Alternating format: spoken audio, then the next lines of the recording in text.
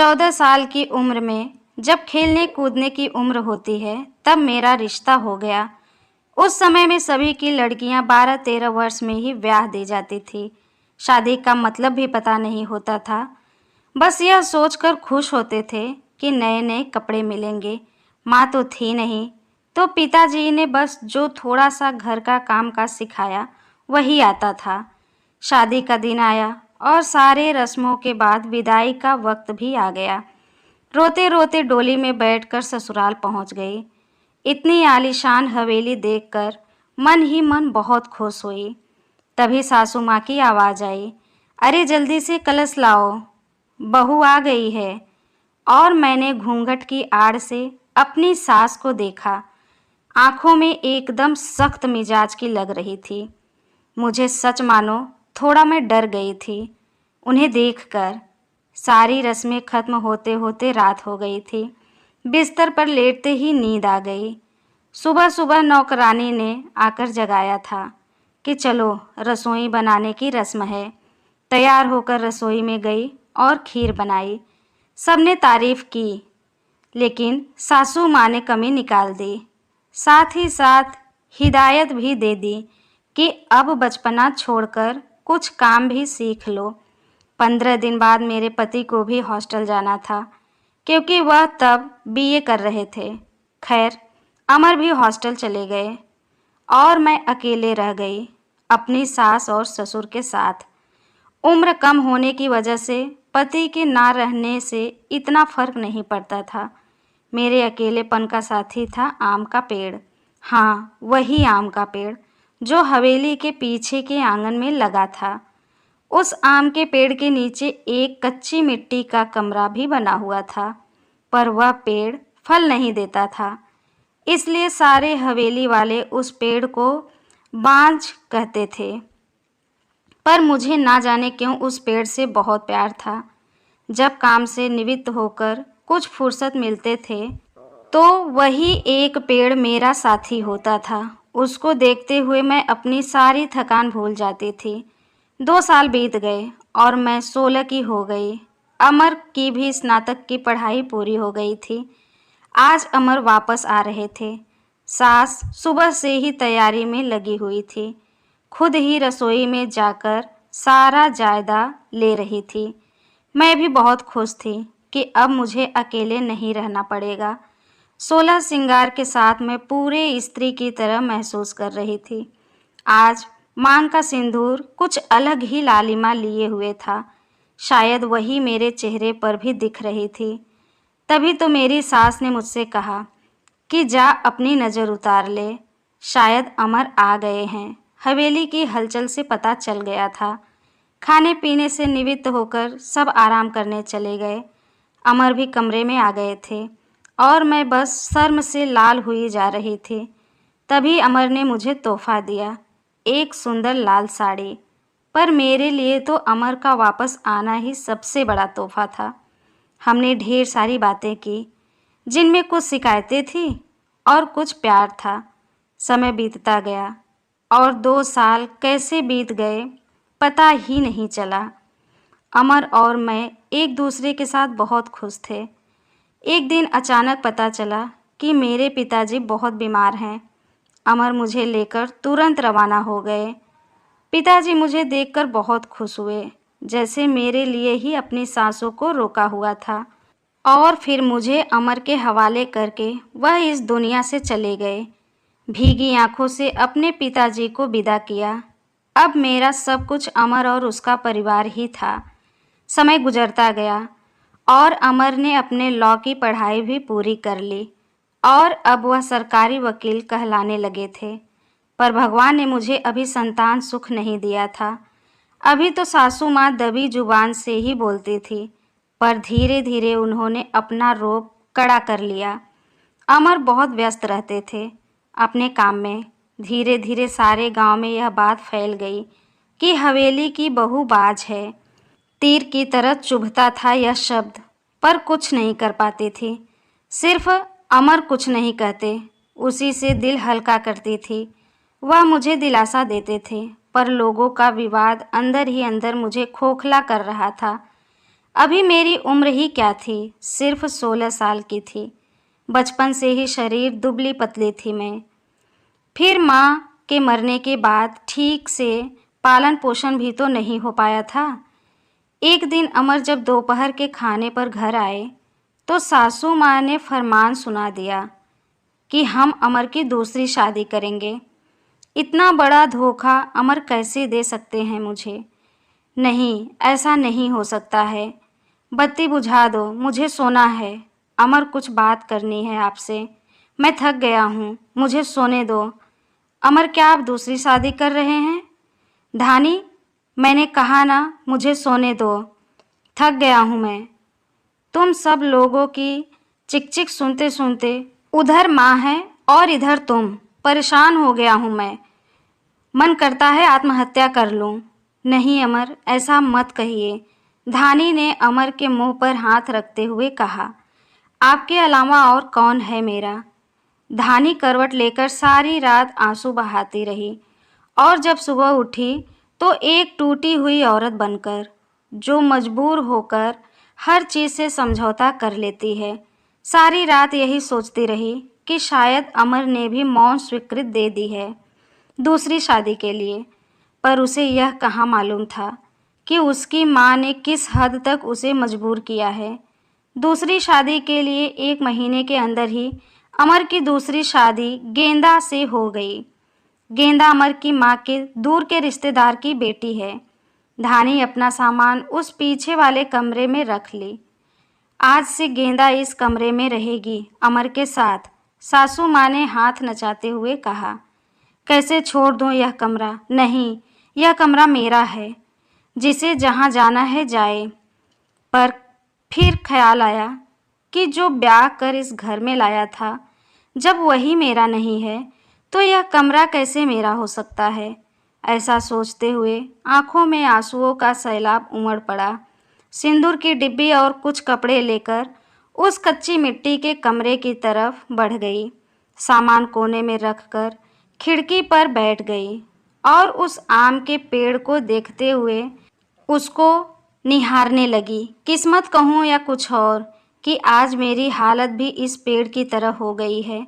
अकेले बेसहारा जैसे यह अभी तक अपने अस्तित्व को बचाने में सफल रहा है, क्या मैं इसकी तरह अडिग और मजबूर रह पाऊंगी या फिर किसी कमज़ोर लता की तरह मुरझा जाऊंगी और अपना अस्तित्व खो दूंगी? नहीं, ऐसा नहीं होगा। मजबूत रहूंगी। जब यह बेजुबान पेड़ सबसे लड़ सकता है तो मैं क्यों नहीं? अपने विचार श्रृंखला से बाहर आते ही मैंने अपने आप को संभाला और हर स्थिति से लड़ने के लिए अपने को तैयार किया। दिन गुजरते गए और मैंने घर के काम में अपने काम को व्यस्त रखा। अपनी कोठरी के आसपास खूब सारे पेड़ लगाए और बाकी बचे हुए समय में पेड़ों की देखभाल करने लगी। साथ ही उस आम के पेड़ की खास देखभाल करती थी। गेंदा एक सुलझी हुई लड़की है। वह जब भी मुझसे बात करने के लिए आती, मेरी सासू माँ उसे बहाने से बुला लेती। अमर पहले से भी ज़्यादा व्यस्त रहने लगे थे। मुझसे बात तो करते थे, पर एक पछतावा हमेशा उनकी आंखों में दिखता था। शायद मेरी हालत देखकर बुरा लगता था उन्हें, पर माँ के खिलाफ जाने की हिम्मत नहीं जुटा पाते थे। गेंदा के दिन खुशी से झूम रहे थे और मेरे बस दिन गुजर रहे थे और देखते ही देखते वह दिन भी आ गया जब गेंदा ने खुशखबरी सुना दी कि वह माँ बनने वाली है और पूरी हवेली में त्योहार जैसा माहौल हो गया। सारे नौकरों में तोहफे बांटे जाने लगे। मैं भी बहुत खुश थी कि चलो अच्छा है, अब घर में एक नया मेहमान आ जाएगा। शायद मेरी ज़िंदगी का सूनापन खत्म हो जाएगा। गेंदा बहुत कमज़ोर थी और उम्र भी 16 साल। उसे बहुत तकलीफ़ होती थी और सासू माँ का आदेश था कि उसकी अच्छे से सेवा की जाए, जिससे कि उसकी कमज़ोरी दूर हो सके। सारी देखभाल के बाद भी गेंदा का वजन कुछ खास नहीं बढ़ रहा था। एक दिन चिंतित होते हुए मैंने अमर से कहा भी कि गेंदा को शहर के किसी अच्छे डॉक्टर को दिखा लो, पर सासू माँ ने यह कहकर मना कर दिया कि हमारे भी बच्चे घर पर हुए हैं और अमर की वही पुरानी आदत कि अपनी माँ के खिलाफ जा ही नहीं सकते थे। एक दिन गेंदा की तबीयत कुछ खराब होने लगी। उसकी सांस बहुत फूल रही थी। घबराकर मैंने कहा कि वैद्य जी को बुलवा लो। वैद्य जी ने आकर कुछ दवाइयाँ दे दी और खून की कमी भी बताए। तो सासू माँ ने मुझे गेंदा से दूर रहने का आदेश दिया, ये कहकर कि एक बाँझ की छाया भी नहीं पड़नी गेंदा पर। फिर मुझे गेंदा से दूर कर दिया गया और मैं फिर से अपनी कोठरी में अकेली सारा दिन बंद रहने लगी। या यह कहूँ कि अंदर ही अंदर मैं खुद ही डर गई थी कि कहीं सचमुच मेरी वजह से गेंदा को कुछ हो ना जाए। कुछ दिन बाद रात में नौकरों का शोर शराबा सुनकर मैं आंगन की तरफ भागी। देखा तो गेंदा के प्रसव का समय आ गया था। गांव की पूरी औरतें और दाइयों को बुलाया गया। पूरी हवेली में हलचल का माहौल था। मैंने अमर की तरफ देखा, बहुत डरे हुए लग रहे थे। मैं उनके पास गई और उन्हें थोड़ा धैर्य रखने को कहा। थोड़ी देर में बच्चे की किलकारी गूंजने लगी। हम सभी की खुशी का ठिकाना नहीं था। पर तभी काकी ने बाहर आकर बताया कि गेंदा की कमजोरी और खून की कमी के कारण वह गेंदा को बचा नहीं पाई। बेटी को जन्म देते ही गेंदा का देहांत हो गया। हाय, पोते का मुंह नहीं देख पाई मैं, अब कैसे मेरा वंश चलेगा। सासू माँ का विलाप सारी हवेली में गूंज रहा था। उस छोटे दूध में बच्चे को देखकर मेरा कलेजा पसीज गया। ऐसे लगता जैसे वह मैं हूँ। मैंने उसे कलेजे से लगा रखा। जिसकी माँ नहीं होती वह बच्चे कुछ ज़्यादा ही समझदार होती हैं शायद। वो जरा भी परेशान नहीं करती थी मुझे, बस दूध पीते ही सो जाती थी। सासू माँ का वही राग चलता रहता कि लड़कियों से वंश नहीं चलता है, पर अब शायद किसी को फर्क नहीं पड़ता था। अमर अब पहले से खुश रहने लगे थे। ऑफिस से आते ही मेरे कमरे में आते और गुड़िया को खिलाते। मुझे भी अमर को खुश देखकर अच्छा लगता था। साल बीत चुका था, गेंदा को गए हुए और गुड़िया को आए हुए। आज गेंदा की बरसी है। हवेली में छोटे से पूजा रखवाई है मैंने। पंडित जी के आते ही सासू माँ ने प्रश्न किया, मैं जीते जी पोते का मुंह देख पाऊंगी या नहीं। और पंडित जी ने उसके लिए कुछ ग्रह शांति के उपाय बताए। सासू माँ चल दी पंडित जी को हवेली दिखाने और सारी हवेली की शुद्धि कराने। मेरे कोठरी के पास भी गई और पंडित जी को वह बांझ पेड़ भी दिखाई। फिर देखते ही पंडित जी का मुंह बन गया और उन्होंने कहना शुरू कर दिया कि इसी मनहूस पेड़ की वजह से हमारे घर में बेटा नहीं है। जितनी जल्दी हो सके इसे कटवा दो आप। मेरे बर्दाश्त की हद तो हो चुकी। मैंने अमर की तरफ देखा और सासू माँ ने तुरंत नौकरों को बुला लिया कि आज इस पेड़ को काट ही डालो। मुझे कुछ समझ नहीं आ रहा था कि क्या करूं, कैसे अपने सुख दुख के साथी को बचाऊं। जैसे ही लोग कुल्हाड़ी लेकर पेड़ काटने आगे बढ़े, मैं फुर्ती से भागकर उस पेड़ से लिपट गई और विनती करने लगी कि पेड़ को छोड़ दो, पर वह लोग नहीं मान रहे थे। मैं रोती जा रही थी, पर किसी को तरस नहीं आ रहा था। तभी किसी ने मुझे खींचकर धक्का दिया और मेरा सिर पत्थर से टकरा गया। सिर से खून बह रही थी। यह देखकर अमर से रहा नहीं गया और उन्होंने सबको वहाँ से हटा दिया और तुरंत मुझे अस्पताल ले गए। मलहम पट्टी के बाद मुझे कुछ होश आया।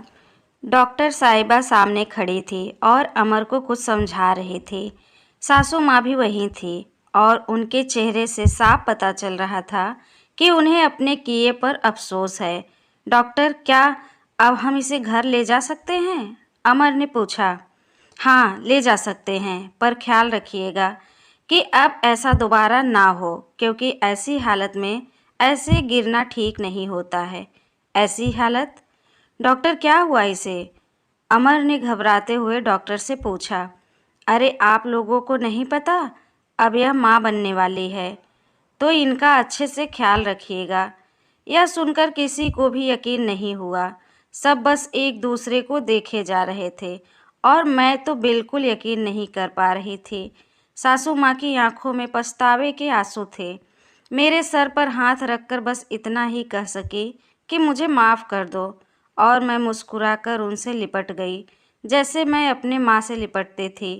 पूरे 9 महीने मेरी सासू माँ ने मेरा बहुत ख्याल रखा और मैंने उस पेड़ का। आज मेरी डिलीवरी होनी थी। सासू माँ समय से मुझे अस्पताल ले गई ताकि जो गलती उन्होंने गेंदा के समय की थी वह अब ना हो सके। बधाई हो, आपको पोता हुआ है, नर्स ने सासू माँ को खबर सुनाई और सासू माँ ने अपने हाथ से अंगूठी निकालकर नर्स को दे दी और बहुत खुश थी। पर इस वजह से नहीं कि पोता हुआ है, बल्कि इस बात पर कि मैं बिल्कुल ठीक हूँ। हवेली में धूमधाम मची थी। सब खुश थे कि हमारा परिवार पूर्ण हो गया था बेटी और बेटे के आने से। और एक खुशी कहीं और ही पनप रही थी। वह उस आम के पेड़ में फल आ रहे थे। शायद हम बहुत जल्दी चिंता करने लगते हैं फल मिलने की, पर हर चीज़ का एक समय होता है। हमें घबराना नहीं चाहिए, बस समय का इंतज़ार कर लेना चाहिए। दोस्तों, इस कहानी पे आपका क्या राय है, प्लीज़ कमेंट करके हमें ज़रूर बताइए। अगर ये कहानी आपको अच्छी लगी हो तो प्लीज़ एक प्यारा सा लाइक करिए। हमारे चैनल पे पहली बार आए हैं तो हमारे चैनल को सब्सक्राइब करिए। कहानी सुनने के लिए आपका बहुत बहुत धन्यवाद।